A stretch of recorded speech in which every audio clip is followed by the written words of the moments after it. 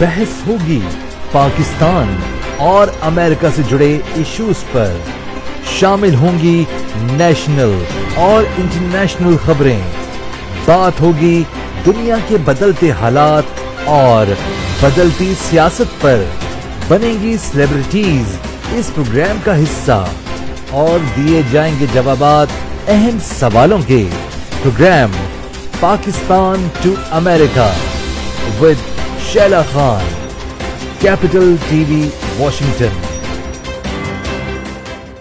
अस्सलाम वालेकुम viewers, Pakistan to America में शैला खान आपके साथ कैपिटल टीवी वॉशिंगटन से। जैसे कि इस प्रोग्राम के नाम से जाहिर है कि इस प्रोग्राम में शामिल होती हैं पाकिस्तान और अमेरिका से जुड़ी खबरें, बातें होती हैं दोनों मुल्कों की सियासत पर और हालात हाज़िरा पर, और इन सब पर अपना तज़किया पेश करने के लिए मुख्तलिफ मुल्कों से मुख्तलिफ गेस्ट हमें ज्वाइन करते हैं। इसके अलावा दुनिया की latest top and trending stories पर भी हम बात करते हैं। मुख्तलिफ शोबों से ताल्लुक रखने वाली शख्सियात से भी आपकी मुलाकात कराते हैं। सो आज जो मैं मुलाकात कराना चाह रही हूँ, बल्कि अपने गेस्ट का तारुफ कराने से पहले आज का जो टॉपिक है वो मैं अपने नाज़रीन से जरा डिस्कस करूँ कि पाकिस्तान की अगर हम बात करते हैं ना, तो पाकिस्तान में हर गुजरते दिन के बाद एक अनारकी की तरफ पाकिस्तान जा रहा है। आइन में वाज़ेह लिखा है कि किसी भी असेंबली की तहलील की सूरत में 90 रोज में इंतखाबात कराना लाजमी है, और अगर इसमें ताखिर होती है तो एक ऐसी भयानक मिसाल कायम होगी कि मुस्तकबिल में फिर हुकूमतें अपनी मर्जी से इलेक्शन कराया करेंगी। किसी मखसूस जमात के फतेह के डर से अगर इलेक्शन को पोस्टपोन किया गया या ताखिर हुई तो वो पाकिस्तान के लिए अच्छा नहीं होगा। इसके अलावा नून लीग ने अदलिया के खिलाफ कैंपेन शुरू कर दिया, एक महाज खड़ा कर दिया है।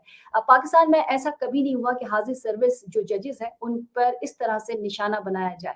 तो इन सब पर आज हम बात करेंगे, और इसी टॉपिक पर बात करने के लिए आज हमने इन्वाइट किया है नसीम सिद्दीकी साहब को, जो कि बाय प्रोफेशन जर्नलिस्ट है, MA in international journalism, SOAS university of London, columnist, analyst on current affairs, और आजकल एसोसिएटेड है सुनो टीवी से। अस्सलाम वालेकुम सर। वालेकुम सलाम। सर, सवाल तो वही है, हमारे पाकिस्तान की जो हालात हैं वो जितनी तेजी से तब्दील होते हैं वो हमने तो कभी नहीं देखा था। बहरहाल जो सबसे पहले मेरा सवाल है वो ये है कि असेंबली तहलील के बाद इंतखाबात की तारीख देना आईनी काम था, पता ही नहीं चला किसको देना है, इसको देना है या उसको देना है। पंजाब और खैबर पख्तूनख्वा के जो इंतखाबात थे उसकी तारीख देने से मुतालिक जो डेड लॉक था उस पर सुप्रीम कोर्ट ने एक्शन लिया और अज खुद नोटिस लिया। अब हुआ ये है कि 9 रुकनी लार्जर बेंच बना। समात के आगाज में ही पाकिस्तान पीपल्स पार्टी और उनके जो वकील थे फारूक एच नाइक, उन्होंने जस्टिस एजाजुल हसन और जस्टिस मज़हर अली अकबर नकवी पर एतराज भी उठाया, और पाकिस्तान डेमोक्रेटिक मूवमेंट ने दोनों जजेस के अलावा मुस्लिम लीग और JUI की जो केसेस हैं उन्हें सुनने की जो एक ना सुनने की इस्तदा भी उन्होंने की, जो बड़ा हैरत अंगेज था। सवाल मैं आपसे ये करूंगी कि किस चीज पे तनकीद किस चीज पे थी, क्योंकि हमने देखा है कि ये जितने भी जजेस, जो 2 जजेस हैं, वो कहीं नजर नहीं आते कि मरियम नवाज या नून लीग या फिर पीपल्स पार्टी जो है उनसे नाराज हो। जैसे जस्टिस मज़ाहिर नकवी नवाज शरीफ के खिलाफ कोई फैसला अभी तक उन्होंने नहीं दिया। साकिब निसार ने पनामा बेंच का हिस्सा ही नहीं थे। DJ ISI जनरल फैज 2017 में थे ही नहीं। तो जब ये सारे मसले नहीं थे तो आखिर मसला कहाँ पर पैदा हुआ? बिस्मिल्लाहिर्रहमानिर्रहीम। शैला, बहुत शुक्रिया। आप देखें, असल जो मसला है ना वो है बयानिया बनाने का। बयानिया वो जनरल फैज से बना रही हैं मरियम नवाज शरीफ, इसलिए कि लोग अभी जनरल फैज को जानते हैं कि वो DG ISI थे और इमरान खान के बड़े करीब थे, या इमरान खान की उनके साथ बड़ी अच्छी एक अंडरस्टैंडिंग थी। वो किसी वजह से भी हो सकती है कि वज़ीर आज़म है, उनके मातहत अगर DG ISI काम कर रहे हैं और वो अच्छा काम कर रहे हैं तो उसमें कुर्बत होने में कोई ऐसी बात नहीं होती। जब नवाज शरीफ हुकूमत में थे उनकी भी कुर्बत थी, उन्होंने भी बहुत सारे लोगों को नवाजा भी। उसके बाद से बात यह कि पाकिस्तान में जो है ना बहुत ही ख़राब किस्म की पॉलिटिक्स हो गई हुई है, बिल्कुल एक दूसरे की बर्दाश्त यहाँ पे ख़त्म हो चुकी हुई है।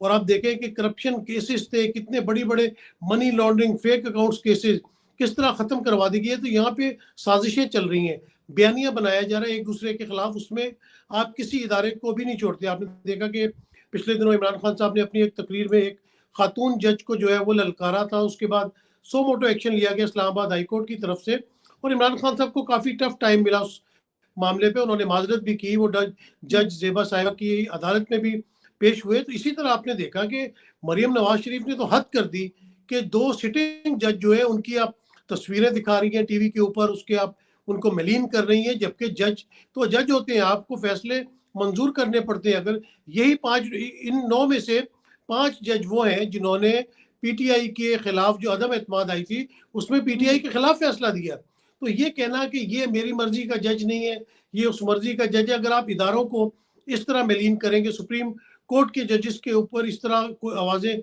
उठाएंगे, बेशक वो कोई भी पार्टी हो, पीटीआई हो, पीपल्स पार्टी हो, पीएमएलएन हो, तो अपने जग हसाई होती है, अपने मुल्क की जग हसाई होती है और इदारों के बारे में बुरा नाम बाहर जाता है। बाहर की दुनिया क्या कहती होगी कि हम अपने इदारों के ऊपर यकीन ही नहीं रखते। तो जो इस वक्त पाकिस्तान में सियासत चल रही है वो बहुत आगे चल चुकी है। हमने देखा था उस वक्त हम बहुत छोटे थे, स्कूल में थे, जब एआरडी की तहरीक चल रही थी और उसकी अपनी सॉरी उससे पहले वो जो थे अपना 9 सितारे और जुल्फ़िकार अली भुट्टो का दौर था, वहाँ पे मार्शल लॉ लगा। फिर 99 में जिस किस्म की पॉलिटिक्स पाकिस्तान के अंदर हुई, आपने देखा कि वहाँ पे भी फिर मुशर्रफ साहब का मार्शल लॉ आया। तो अगर सियासतदान इतने आगे निकल जाएंगे, अपने मामलात खुद नहीं सुलझाएंगे, तो फिर तीसरी कुव्वत बीच में आएगी और फिर आप उस वक्त कहते हैं कि ऐसा नहीं होना चाहिए था, बुरी से बुरी जमहूरियत जो है मार्शल लॉ से अच्छी है। लेकिन अभी आप जिस तरह देखें कि कानून की खिलाफ वर्जी हो रही है, आइन की सरासर खिलाफ वर्जी हो रही है। आइन में क्लियर कट लिखा है कि अगर कोई असेंबली डिसॉल्व हो जाती है तो उसके 90 दिन के अंदर इलेक्शन होना पाबंदी है। तो नसीम और साहब यहाँ अब पे तो ये सिलसिला थोड़ा और आगे चला गया ना। अब तक जब कोर्ट में गया है ये मामला, तो फिर यहाँ से शुरू हुआ है कि अब तो ये भी देखना पड़ेगा कि इमरान खान ने जो असेंबलीज तोड़ी थी या उसको डिसॉल्व किया था, क्या वो भी कानून के मुताबिक थी। तो ये मामला जो उलझने लगा है, तो कितने दिन ले सकता है ये केस, मजीद उलझता जो जा रहा है, तो ये कितने दिन लेगा, क्योंकि ऑलरेडी हमारे पास टाइम, अगर 3 महीने आप कहते हैं, 90 दिन कहते हैं, तो ऑलरेडी 1 महीना तो गुजर चुका है। शैला देखें, इसमें एक चीज बहुत क्लियर है, आइन की तशरीह करना सिर्फ सुप्रीम कोर्ट और कोर्ट्स का काम है, पार्लियामेंट के मामलात में वो मुदाखलत नहीं कर सकते। लेकिन आपने देखा था कि जब वोट ऑफ नो कॉन्फिडेंस पे उस वक्त के डिप्टी स्पीकर कासिम सूरी ने रूलिंग दी कि ये जो अपना वोट ऑफ नो कॉन्फिडेंस की तहरीक आई है ये एक साजिश पे मुबनी है, लिहाजा मैं इसको कंडेम करता और वोटिंग नहीं कराता। उसके बाद उन्होंने इमरान खान साहब ने असेंबलियां डिसॉल्व कर दी और सदर ने उसके ऊपर साइन भी कर दिए। लेकिन कोर्ट ने बुला के कहा कि नहीं, आइन के मुताबिक आप ये नहीं कर सकते, आपको 14 दिन के अंदर वोटिंग करवानी है, लिहाजा बैक अपना उसी डेट पे जाएं और आप वहां जाके वोटिंग कराएं और 12 बजे से पहले पहले वोटिंग होनी चाहिए। ये उन्होंने ऑर्डर जारी किया, यानी क्योंकि आइन और कानून की बात थी। यहाँ पे भी क्लियर कट आइन में लिखा हुआ है कि अगर वजीर आला सूबाई असेंबली तोड़ देते हैं तो गवर्नर को 48 घंटे के अंदर उसके ऊपर साइन करने, अगर साइन नहीं करते तो वो ऑटोमेटिक डिसॉल्व तस्वर की जाएंगी। ये आइन बड़ी मुश्किल से बना है, ये किसी एक बंदे ने नहीं बनाया, ये जुल्फ़िकार अली भुट्टो साहब की काविश थी और इसमें उस वक्त की तमाम अपोजिशन, जिसमें जयद किस्म के सियासतदान, मौलाना मौदूदी, मुफ्ती महमूद साहब, उसके अलावा Nawabzada Nasrullah, you name it, सब जयद किस्म के सियासतदान मौजूद थे और ये पार्लियामेंट का फैसला था। अब बात आती है कि यहाँ पे अगर तो सवाबदीद है वजीर आला की, वजह नहीं बता सकता, कहीं नहीं लिखा कि उसने वजह बतानी है, उसने सिर्फ ऑर्डर देना है। तो ये कोई डिबेट नहीं है कि उन्होंने सही किया या गलत किया, ये पार्लियामेंट का फैसला है, वजीर आला का फैसला है, आइन और कानून के मुताबिक है। तो ये तो फजूल की डिबेट है कि उन्होंने सही तोड़ी या गलत तोड़ी, ये कोई मामला नहीं है। और गवर्नर साहब को चाहिए था कि उसके ऊपर सिग्नेचर करते, क्योंकि वो उनका अब किसी पार्टी से ताल्लुक नहीं है। जिस तरह सदर के ऊपर तनकीद होती है, इस तरह गवर्नर पे भी होनी चाहिए कि इनका पार्टी से ताल्लुक नहीं होना चाहिए और गवर्नर को इलेक्शन का ऐलान करना चाहिए। लेकिन नसीब साहब, हमारे यहाँ एक ये भी तो बड़ा मसला है ना कि हम अगर हुकूमत में है तो जो इस वक्त हमारे जो फैसले आ रहे हैं वो ठीक हैं। जैसे आपने कहा ना कि सुप्रीम कोर्ट आधी रात को खुली है, तो उस वक्त अदालत लगी, मरियम बीबी के जो चचा थे उनको वजीर आजम बनाया गया, मोजेस जज ठीक थे, वो अदालत का फैसला सही था, वो आइन के मुताबिक था। लेकिन उस वक्त इमरान खान और उनकी जो पूरी पीडीएम थी वो कहती थी कि नहीं, हमने आइन के मुताबिक काम किया है और ये बिल्कुल सही है। लेकिन अब अगर मैं बात करूं तो इस वक्त इमरान खान और पीटीआई कहती है कि जी ये आइन के खिलाफ है, ये नहीं होना चाहिए, और मरियम या इनके साथ की जो पीडीएम है वो कह रही है कि जी हम आइन के मुताबिक काम कर रहे हैं। बिल्कुल आपने सही तरफ निशानदेही की है। इसमें यह बताता हूँ आपको कि बिल्कुल वो कह रहे थे कि हमने आइन के मुताबिक काम किया, लेकिन जब सुप्रीम कोर्ट ने ये मैटर टेकअप किया और जब सुप्रीम कोर्ट ने फैसला दिया तो थोड़ी सी तनकीद तो जरूर की पीटीआई ने, लेकिन उन्होंने सुप्रीम कोर्ट का फैसला मनोअन तस्लीम किया। सुप्रीम कोर्ट हमारा पाकिस्तान से सबसे बड़ी कोर्ट है और हमें चाहिए कि हम उसकी इज्जत करें, उनके फैसलों को कदर की निगाह से देखें। इस बेंच में 5 जज वो हैं जिन्होंने फैसला पीटीआई के खिलाफ दिया था, लेकिन पीटीआई ने क्यों उनकी किरदार कशी नहीं शुरू कर दी थी। लेकिन अभी तो आप देखें ना कि मरियम साहिबा ने ऐसी किरदार कशी पहले ही शुरू कर दी है कि अभी फैसला तो आया नहीं है। हो सकता है ये 2 जज भी आपके हक में फैसला दे दें और इन्होंने करनी आइन की तशरीह, और वो 5-4 के तनासुब से, यानी कि मिनिमम 5-4 के तनासुब से फैसला आ सकता है। तो अभी सुप्रीम कोर्ट को इस बात को सुनने दें। सुप्रीम कोर्ट के जो चीफ जस्टिस है, हमारे मुल्क के चीफ जस्टिस हैं, उनको फैसला करने दें। जब उनके मामलात में हम टांग अड़ाएंगे। भी आपने देखा कि नैब के चेयरमैन ने इस्तीफा दिया और ये कहकर इस्तीफा दिया कि मेरे ऊपर नाजायज प्रेशर आ रहा था, मुझसे नाजायज काम करवाए जा रहे थे जो मैं नहीं कर सकता। इसी तरह इलेक्शन कमीशन ने भी कहा है कि मेरे हाथ बंधे हुए हैं, मेरे ऊपर बहुत ज्यादा प्रेशर है। तो आप प्रेशर क्यों डाल रहे हैं? मैंने तो अपनी जिंदगी में पहली दफा देखा है कि सियासी जमातें इलेक्शन से भाग रही हैं। नहीं तो पहले तो हमेशा इलेक्शन का शोर मचता था और सियासी जमातें बढ़ चढ़ के उसके ऊपर हिस्सा लेती थी। लेकिन अब पहली दफा देखा कि पैमरा आपने देखा, मैंने भी देखा, जब जेबा साहिबा के लिए जब कुछ अल्फाज अदा किए गए, उसके बाद इमरान खान की तकरीर पे पाबंदी भी लगी, जो कि अब तक मौजूद है। अभी कोई खास उनकी तकरीर नहीं दी जाती है। वो तो अलग बात है कि हर एक बंदे को अपने चैनल को चलाना है तो वो उनको उठा के उनकी लाइव कवरेज कर देते हैं। लेकिन मैं ये पूछना चाह रही हूँ, क्या पैमरा को ये नहीं पता था कि ये जारी, क्या पैमरा उस चीज को काट नहीं सकता था, एडिट नहीं करवा सकता था, आवाज पे बीप नहीं दे सकता था, क्या नहीं कर सकता था? और अब भी क्या अगले किसी दफा मरियम नवाज इसी तरह से अपनी तकरीर जारी रखेंगी? पैमरा कुछ नहीं करेगा? देखिए, बिल्कुल पैमरा को ऑर्डर जारी करना चाहिए था, लेकिन बात यह कि पैमरा भी तो हुकूमत के अंडर काम कर रहा है ना। वो हुकूमत के खिलाफ कैसे जा सकता है? या हमारे मुल्क के अंदर वो ऑफकॉम जिस तरह यूके में है या अमेरिका में जिस तरह सिस्टम है, वो थोड़ी है। यहाँ पे तो जो गवर्नमेंट होती है वो बादशाह होती है और वो अपने तमाम मर्जी से जो अपने काम करवा रही होती है। क्योंकि मरियम नवाज शरीफ का ताल्लुक हुकूमत से, गो के उन्होंने कहा है कि ये हुकूमत हमारी नहीं है, लेकिन वो प्रोटोकॉल तो सारा इसी हुकूमत से ले रही है ना। और उनके चचा साहिब जो है वो वजीर आजम है, नवाज शरीफ साहब लंदन से बैठ के फैसले कर रही हैं, जितने अफसरान हैं उनके मनपसंद लगाए गए हैं। तो ये बिल्कुल दोहरा म्यार है कि आपने इमरान खान की तकरीर पे पाबंदी लगा दी, उसके बाद आपने कहा रिकॉर्डेड तकरीर दिखाएं, लेकिन अभी तक पैमरा के कान पे जूं नहीं रेंगी। उन्होंने कोई इस किस्म का ऑर्डर जारी नहीं किया कि मरियम नवाज शरीफ की आपने तकरीर क्यों दिखाई, या नेक्स्ट टाइम अगर आप दिखाते हैं तो आप इसको जो है वो रिकॉर्डिंग पे रखें, थोड़ा सा टाइम डिले होना चाहिए। ऐसा कोई ऑर्डर अभी तक जारी नहीं है। और पाकिस्तान में मसला यही है कि गरीब के लिए अलग कानून है, अमीर के लिए अलग कानून है।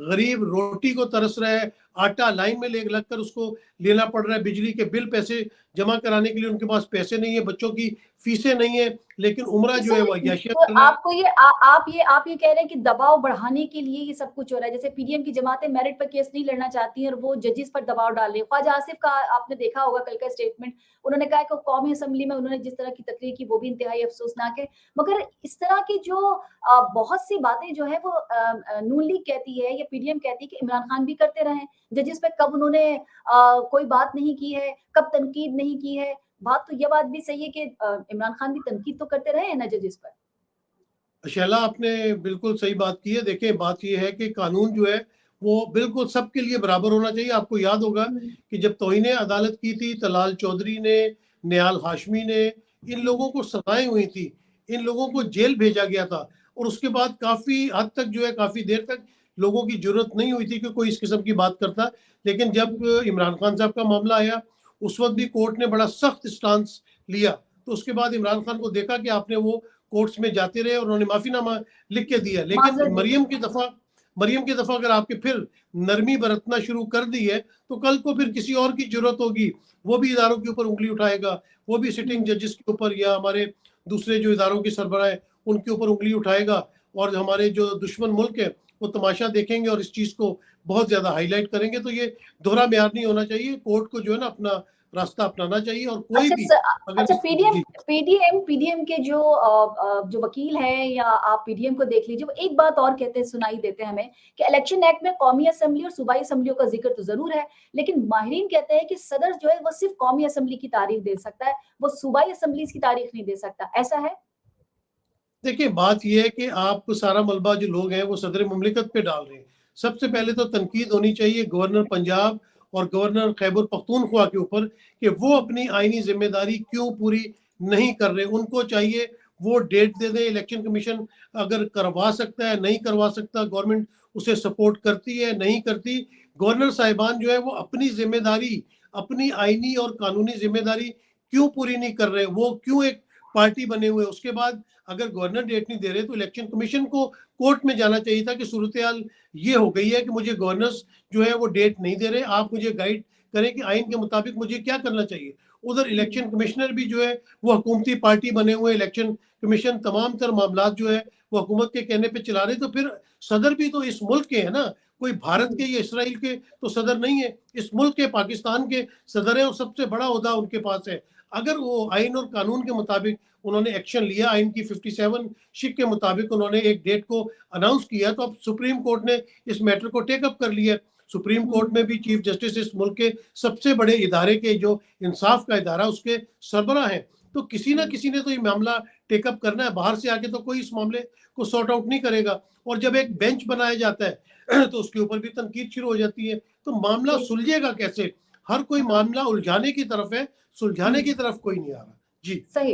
अच्छा, मैं ये भी पूछना चाहूंगी कि अक्सर ही कहते हैं कि इमरान खान ने तकसीम पैदा की है, सियासत में तकसीम पैदा कर दी है, अवाम को तकसीम कर दिया है, जी पुलिस तकसीम हो गई है, फौज तकसीम हो गई है। क्या जुडिशरी भी तकसीम है? जैसे कि सुप्रीम कोर्ट में अजखुद नोटिस केस की समाअत आपने सुनी है, उस वक्त हैरानकुन माहौल तब बना था जब पीपी के वकील थे फारूक एश नाइक, उन्होंने जस्टिस जमाल मंदुखेल का जो नोट था उसे पढ़ा। अच्छा, जब पढ़ा तो चीफ जस्टिस से बड़ी हैरानगी से उनसे पूछा था कि आपके पास नोट कैसे आए, अभी तो ये ऑर्डर का हिस्सा भी नहीं बना। तो फारूक इब्राहिम ने कहा कि हाँ ये मेरे पास है। अब मुझे आपसे ये पूछना है कि क्या पीपल्स पार्टी ने मंदुखेल साहब का नोट लिखकर उनको दिया था, या मंदुखेल साहब ने जो वो नोट था वो पीपल्स पार्टी को पहुंचा दिया था? मतलब तहकीकात तो होनी चाहिए ना कि आखिर ये मामला चल कैसे रहे। सारे इल्जाम तो इमरान खान पे कि उन्होंने तकसीम कर दी, उन्हीं के सारे जजेस हैं, तो ये क्या हो रहा था? शैलाब, हम इतने छोटे बच्चे भी नहीं है, हमने बहुत सारे अदवार देखे हुए, सहाफत में भी काम किया और सियासतदानों के साथ हमारे ताल्लुकात भी रहे। अगर हम बहुत ज़्यादा पीछे भी नहीं जाते, अगर अपनी मैं जो मेरी लाइफ टाइम है उसके अंदर अंदर रह के भी अगर जो चीज़ें मैंने देखी हैं, तो आप देखें कि जब भुट्टो साहब आए थे तो क्या उसके बाद कौम तकसीम नहीं हुई थी, बल्कि मुल्क तकसीम हो गया था। उससे बड़ा वाक़या तो आज तक पाकिस्तान में नहीं हुआ। वो तो इमरान खान ने नहीं करवाया था कि तो इधर हम इधर तुम वाली बात तो नहीं हुई थी। आधा मुल्क जो है पाकिस्तान से अलहदा हो गया था। उसके बाद आप देखें कि जो अपना 9 सितारों की एक पार्टी बनी थी और एक तरफ जुल्फकार अली भुट्टो की पीपल्स पार्टी थी, मार्शल लगा, उनको फांसी हो गई। तो क्या वो डिवीजन इमरान खान ने करवाई थी? इमरान खान तो शायद उस वक्त स्कूल में पढ़ रहे थे। उसके बाद उन्होंने क्रिकेट अपनी 70s में शुरू की, सारा मार्शल का दौर चलता रहा। फिर आपने देखा कि जुनेजो साहब आए, उनको हटा के उनकी पार्टी के ऊपर नवाज शरीफ का कब्जा करवाया गया, तो एक तकसीम मुस्लिम लीग नून के अंदर हुई। तो क्या वो इमरान खान ने करवाई थी?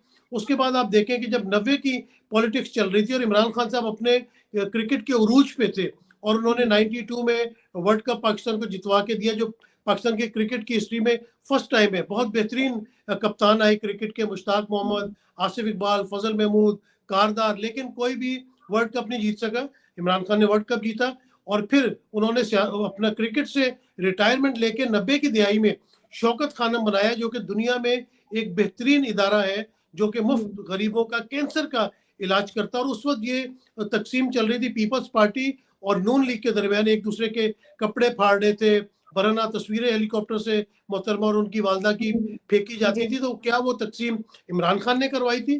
फिर मुशर्रफ साहब का मार्शल क्यों आया था? क्या इमरान खान ने लगवाया था? तो क्या इमरान खान के ऊपर इल्ज़ाम लगाना तो बड़ा आसान है। उसने तो 3-3.5 साल हुकूमत की है। आप 3 साल दौर के ऊपर जो है वो उनको ज़रूर क्रिटिसाइज कर सकती हैं, पर ये तो नहीं है कि सारा मलबा जो 75 साल से पाकिस्तान का गंद चल रहा है वो सारा आप इमरान खान के ऊपर डाल दें।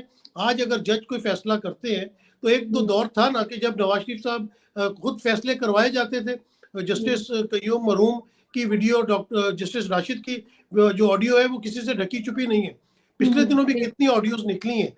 लेकिन जिस तरह अभी आपने कहा कि ये किस तरह मंदुखेल साहब का जो नोट है वो फारूक नाइक के पास पहुंच गया, इन बातों की तहकीक होनी चाहिए। हमारे मुल्क में किसी चीज की तहकीक नहीं होती, कमीशन बनते हैं, कमीशन कोई फैसला नहीं कर पाते। अभी तो सर देखें इमरान खान भी इस जो ये बेंच है इस पर तो इमरान खान भी अपने तहफुजात का इजहार कर सकते हैं कि जी देख लें अंदर क्या हो रहा है।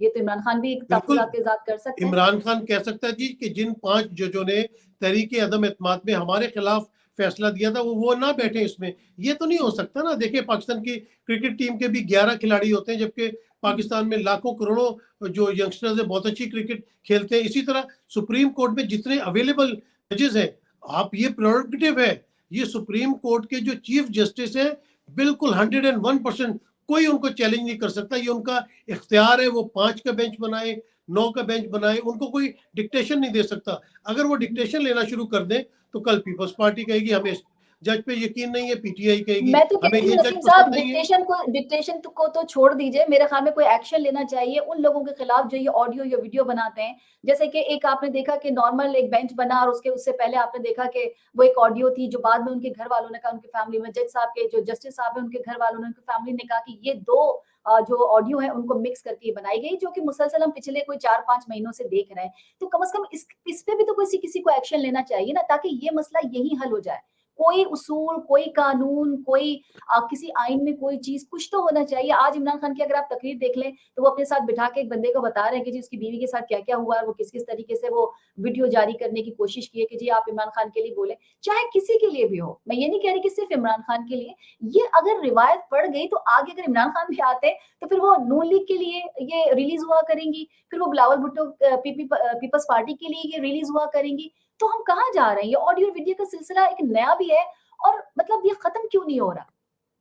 चला, आपने बड़ी अच्छी चीज की तरफ निशानदेही की है। आप ये देखें कि इस मुल्क के अंदर जो मामले हम डिस्कस कर रहे हैं तो ये तो रूटीन के मैटर्स हैं। आप अगर आज बलूचिस्तान का मामला देखें कि वहां पे अभी भी डेड बॉडीज जो है वो सड़क के ऊपर रखी हुई है, उनको इंसाफ कहाँ से मिलेगा? बात तो ये है कि जब तक इस मुल्क के अंदर रूल ऑफ लॉ नहीं आएगा, मुल्क दुरुस्त नहीं हो सकता। मुझे याद है मैंने पढ़ा था जब दूसरी जंग अजीम के बाद चर्चिल जो कि प्राइम मिनिस्टर थे यूके के, जब वो सड़कों पे अपने मुल्क का हाल देखने निकले तो उन्होंने देखा कि लोग डबल रोटी के लिए लाइनों में लगे हुए हैं। तो उन्होंने पूछा कि ये तो मुल्क का बहुत बुरा हाल है, मुझे तो बहुत ये देख के अफसोस हो रहा है। फिर उन्होंने कहा कि ये बताएं कि हमारी जुडिशरी कैसे काम कर रही है। तो उनके साथियों ने, सेक्रेटरीज वगैरह ने बताया, जो भी उनके मातहत थे, कि judiciary is working very fine and they are working day and night. उसने कहा बिल्कुल, अगर जुडिशरी सही काम कर रही है, लोगों को इंसाफ मिलेगा तो तमाम मामला बहुत जल्द सुधर जाएंगे। और आप देख लें कि जब पाकिस्तान आज़ाद हुआ है उससे कुछ अरसे पहले दूसरी जंग अजीम ख़त्म हुई है, उसमें लाखों लोग यूरोप में मारे गए, अरबों रुपए का वहाँ पे नुकसान हुआ। लेकिन आज आप जाके देखें कि रूल ऑफ लॉ की वजह से यूरोप किस तरह तरक्की कर रहा है, तरक्की याफ्ता ममालिक में शामिल है, आपस में मिलजुल के रह रहे हैं। हमारे मुल्क में रूल ऑफ लॉ है नहीं। आप देखें जब आप अदालतों में जाए ना, अगर सुप्रीम कोर्ट या दूसरे कोर्ट से, उनके बाहर जब हम लोग कवर करने के लिए जाते हैं वहाँ पे, तो वहाँ प्रिजन वैन्स खड़ी होती हैं और उनके अंदर कैदी सर्दियों में सर्दी से ठिठर रहे होते हैं, गर्मियों में पसीने से शराबुर होते हैं, और वो अपनी छोटी छोटी खिड़कियां जहाँ से सांस लेना भी मुश्किल होता है, हमें आवाज़ें दे के अपने पास बुलाते हैं और वो कह रहे हैं कि हम 10 दिनों से रोज़ाना गाड़ियों में डाल के हमें लाया जाता है, लेकिन यहाँ लाके बताया जाता है कि आज आपका केस नहीं, आपका केस कल लगेगा, कल बताया जाता है परसों लगेगा। और ये जितने बड़े लोग हैं इनके केसेस फौरी तौर पे लग जाते हैं, फौरी तौर पे तवज्जो वहाँ पे चली जाती है, फैसले भी हो जाते हैं। लेकिन उन गरीबों की जो जेल में 5-5 हज़ार रुपए की जमानत के लिए तड़प रहे हैं, उनके केलों को साला साल लग जाती है। नहीं लग जाते हैं। फर्ज करें सर अगले हफ्ते सुप्रीम कोर्ट दोनों सूबों में इंतखाबात का ऐलान कर देती है या हुक्म जारी कर देती है, तो फिर आपके ख्याल में वफाकी हुकूमत कौमी असम्बली तहलील करके इंतखाबात में शामिल होने की कोशिश करेगी या सिर्फ 2 सूबों में इंतखाबात होंगे? देखिए हर क्या तरफ जो है ना, स्ट्रैटेजी होगी? देखिए शैला, पाकिस्तान में क्या है कि आप जिस तरह शतरंज खेलती हैं और शतरंज की चाल चलती हैं, उसमें दोनों खिलाड़ियों के पास बराबर फैसिलिटीज होती हैं। एक खिलाड़ी जब आपको चेक करता है और उसके बाद चेकमेट करता है, तो दूसरा खिलाड़ी अगली गेम में वो भी आपको चेक एंड चेकमेट कर सकता है। जब आप आइन और कानून के तहत एक वोट ऑफ नो कॉन्फिडेंस लेके आए, जबकि इमरान खान साहब और पीटीआई की गवर्नमेंट चल रही थी, आपने एक काम किया, आपने उनकी हुकूमत गिरा के अपनी हुकूमत बना ली।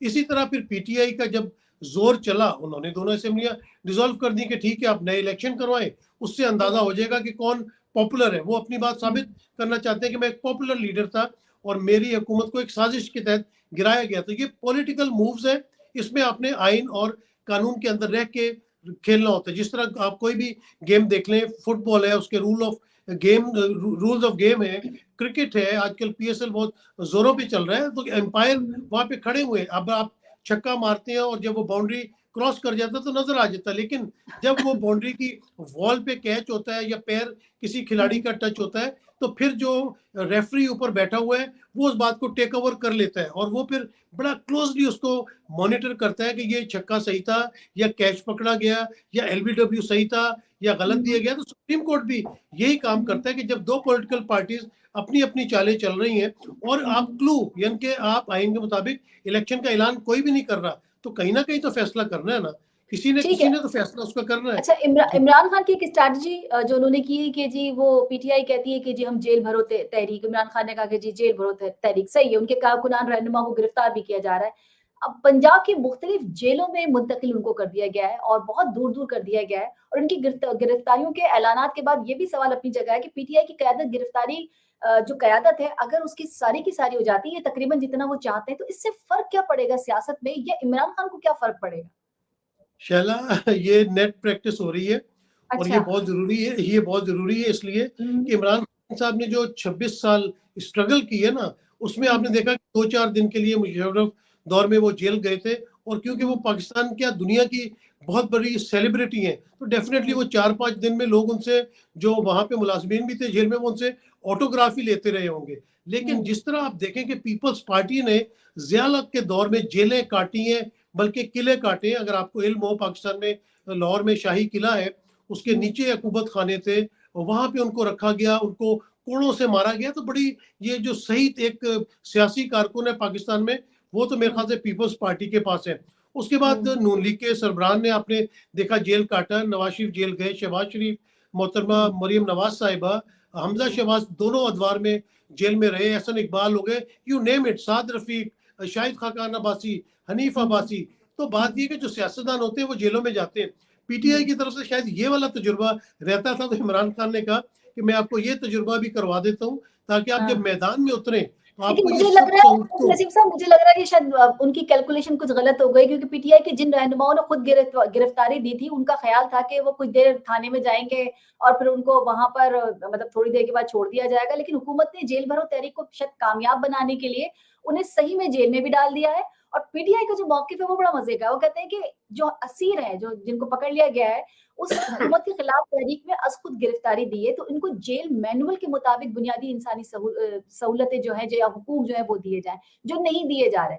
तो ये भी एक मसला है ना कि क्योंकि पहले भी इमरान खान ने जो अपनी ये तोड़ी थी अपनी जो असेंबलीज़ तोड़ी थी, तब भी उनकी मिसकैलकुलेशन थी, वो समझते थे कि फ़ौरन मुझे डेट मिल जाएगी, तब भी नहीं हो सका।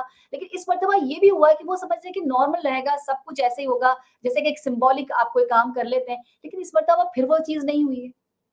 चला, ये अक्सर लोगों को मैंने कहते सुना है, लेकिन क्योंकि मैं भी बड़ा क्लोजली इमरान खान साहब को वॉच करता रहा हूँ, पहले क्रिकेट हुँ, में, फिर जब वो शौकत खाना बना रहे थे, तो मैंने उनकी कैलकुलेशंस कभी गलत होते देखी नहीं है। बल्कि मैं एक दिन अच्छा। एक जावेद मियांदाद साहब का इंटरव्यू देख रहा था, तो हुँ, उसमें जावेद मियांदाद ने बताया कि जब इमरान खान साहब कोई बात करते थे ना, कि जब हुँ, नए नए आए थे, कहते थे हम इंडिया को इंडिया में हराएंगे, तो हम सब ना बड़े परेशान होते थे कि ये खान साहब कैसी बात कर रहे हैं कि इंडिया को इंडिया में हराएंगे, वेस्ट इंडीज को वेस्ट इंडीज में हराएंगे। फिर उन्होंने कहा कि मैंने इमरान खान की बातें दुरुस्त होते हुए देखी।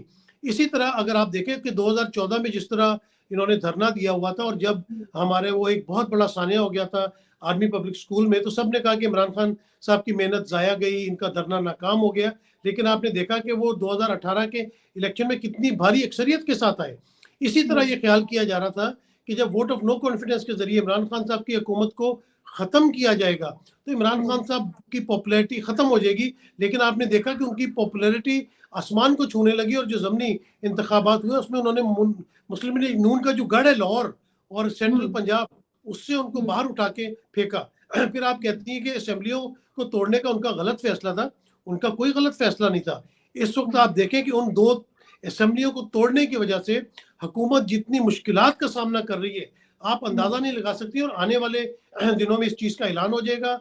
दोनों असेंबलियों के इलेक्शन होंगे, आज सर आपको हो कल हो। उम्मीद है कि इलेक्शन की डेट मिल जाए या ये जो अब केस चला गया है, जुडिशरी जो है वो इस हक में दे कि जी बिल्कुल सही है कि आप ये डेट ले लीजिए और किसी को कहें कि भाई जी डेट दे दीजिए और इलेक्शन हो जाए। आपको लगता है ऐसा जी, जी, होगा? बिल्कुल, मुझे पूरा यकीन है कि सुप्रीम कोर्ट और चीफ जस्टिस साहब आइन के अंदर रहते हुए फैसला करेंगे और आइन यही कहता है कि 90 दिन से ज़्यादा आप आगे जा नहीं सकते। इसमें सिर्फ एक चांस हो सकता है, उसमें ये हो सकता है कि अगर तमाम इस्तीफ़े कौमी असेंबली के वापस कर दिए जाए और पीटीआई को असेंबली में वापस बुलाया जाए और फिर चीफ जस्टिस साहब तमाम जमातों के साथ मिलके उनकी मशावरत के साथ ये भी एक उनको चांस दे सकते हैं कि आप वन टाइम असेंबली अगर आइन में तरमीम करे कि अगर 90 दिन में किसी सूरत हाल को देखते हुए इलेक्शन नहीं हो सकते तो फिर सुप्रीम कोर्ट फैसला करे, या फिर हम जो जनरल इलेक्शन है उसकी डेट अनाउंस कर दें, यानी कि कौमी असेंबली की डेट अनाउंस कर दें कि जी फला अक्टूबर को 15 अक्टूबर को पूरे पाकिस्तान में इलेक्शन होंगे। तो ये जो 2 असेंबलियों का आइन के मुताबिक 90 दिन में इलेक्शन होना था, हम इसको वन टाइम टाल देते हैं क्योंकि आइन में तरमीम सिर्फ पार्लियामेंट कर सकती है। तो अगर कोई ऐसी सूरत हाल निकल आई कि पीटीआई को भेजा गया पार्लियामेंट में, कौमी असेंबली में, और वहां से वो तरमीम कर दें तो एक इलेक्शन इस तरह का पूरे मुल्क में हो सकता है। अगर ऐसी कोई चीज नहीं हुई तो इनको 2 सूबाई असेंबलियों के इलेक्शन 90 दिन के अंदर कराने पड़ेंगे, वट एवर मे, इनको इलेक्शन कराने पड़ेंगे। आपको क्या लगता है, एस्टेब्लिशमेंट न्यूट्रल है? एक माशी और दफा जो सियासी तबाही आपके सामने है उसके बाद आपको लगता है कि वो देखिए कोई न्यूट्रल नहीं होता। न्यूट्रल में हो तो गाड़ी खड़ी होती है, जब आगे जा रही हो या पीछे जा रही हो या रिवर्स गियर में होती है या फ्रंट गियर में होती है। तो एस्टेब्लिशमेंट या फ्रंट गियर में है या रिवर्स गियर में है, न्यूट्रल बाहर नहीं है वो। ठीक है। अच्छा, लास्ट सवाल आपसे करूंगी। तोशाखाना केस में नैब की टीम ने इमरान खान और बुशरा बीबी को तलब कर लिया है, 27 को वैसे भी जाना है, तो क्या फिर वही सिनेरियो होगा, फिर वही इतनी पब्लिक होगी, फिर इसी तरह से जाया जाएगा, या अब कुछ उनको लगेगा कि नहीं जी मुझे बुलाया गया तो मैं वैसे ही चला जाऊं, और पब्लिक जो है वो ठंडी हो चुकी होगी कि नहीं जी अब तो अगर जाना है तो इनको जाना ही है, या फिर आप वही चीज देख रहे हैं जो कि 4 घंटे और 5 घंटे की ट्रांसमिशन चली थी और टीवी पर हमें दिखाया गया था? देखिए बात यह है कि नैब तो शायद खलखान अब्बासी को बुलाती रही, शहबाज शरीफ को उन्होंने कैदोबंद की सहूलतें जो उन्होंने बर्दाश्त की नैब की वजह से, मरियम नवाज को भी नैब ने बुलाया था तो देखा था कि लाहौर नैब के ऊपर किस किस्म का हमला हुआ था। तो जो पॉपुलर लीडर होते हैं उनके साथ आवाम जाती है और जहाँ पे वो देख रहे होते हैं कि ये ज्यादती हो रही है, अब तोशाखाना इमरान खान पे डाल दी है, तो जो 75 साल से इस मुल्क में गिफ्ट लिए जा रहे हैं और बेचे जा रहे हैं उनकी कोई लिस्ट नहीं है। तो जब भी आप जो है वो किसी एक के खिलाफ मुकदमा बनाएंगे, इस किस्म की चीजें करेंगे, तो वहाँ पे पब्लिक और उनकी जो पार्टी होती है उसकी सेंटिमेंट्स को फिर आपको बर्दाश्त करना पड़ता है। वहाँ पे आप कुछ भी नहीं कर सकते। दुनिया में आपने देखा है कि पॉपुलर लीडर्स के साथ आवाम होती है।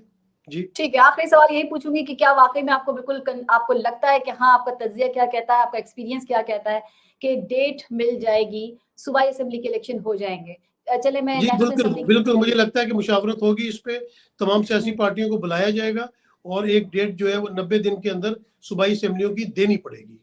ठीक है, और बहुत ज्यादा लंबा नहीं खींचेगा ये, मेरे ख्याल में 2 दिन 3 दिन? नहीं, ये 2023 इलेक्शन का साल है।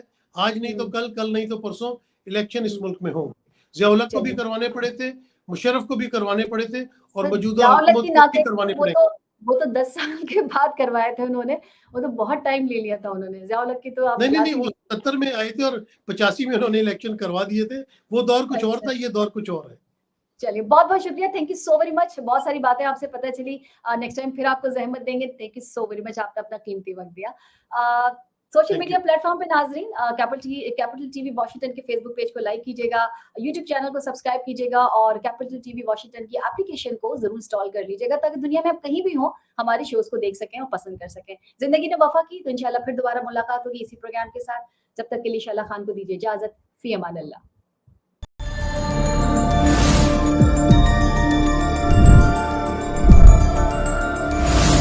You are watching Capital TV Washington, the best South Asian TV channel in North America.